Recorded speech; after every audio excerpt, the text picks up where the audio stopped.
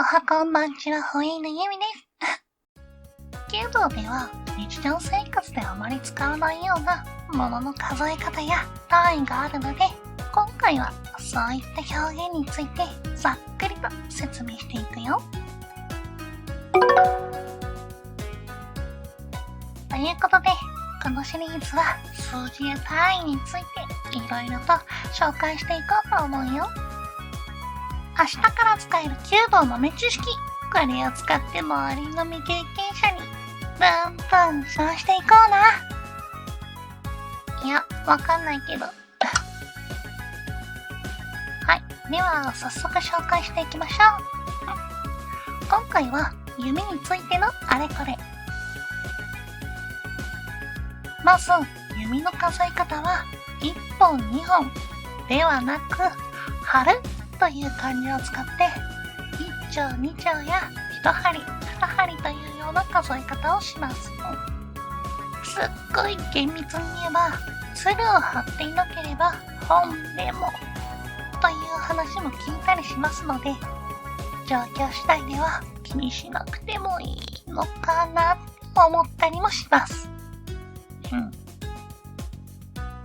さて、現代では弓の話をするときにキロの弓というような表現をしますが、このキログラムというのは重量の話ではなく、弓を引くために必要な引っ張り力を表した単位なんですね。なので、この数値が高くても重い弓という言い方をせずに、強い弓という風に言うんですね。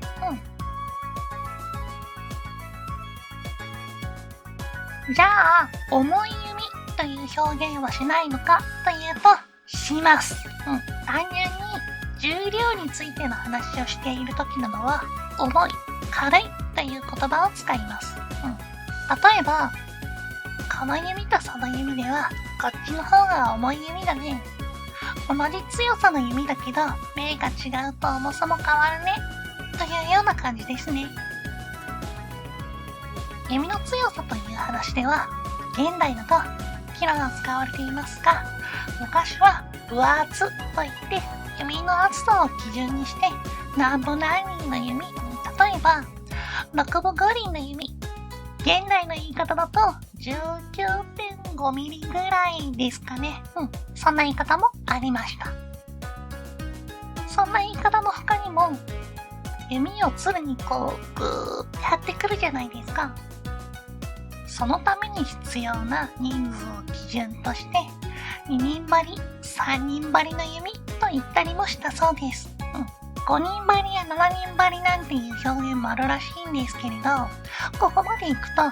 比喩的表現なのではないかと言われていますね。分厚に関しては今でも宅急便の話をするときに使ったりしてますね。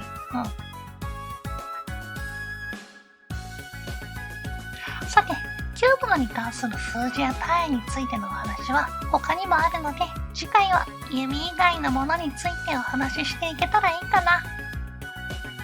ではまた次の動画でお会いしましょう。バイバーイ。